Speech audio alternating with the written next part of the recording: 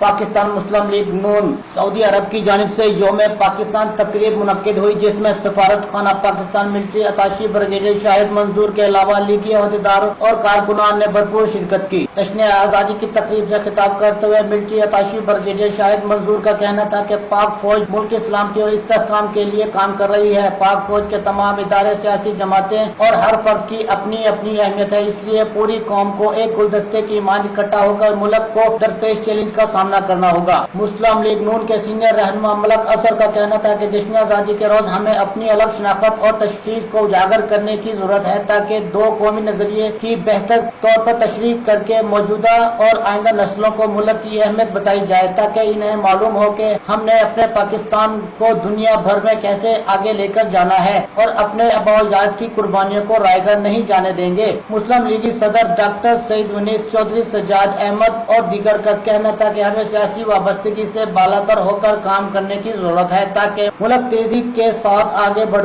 सके। तकरीब में कौमी नगमे भी पेश किए गए, जिन पर हाजरीन ने कौमी परचम लहराकर वतन से मोहब्बत का इजहार किया।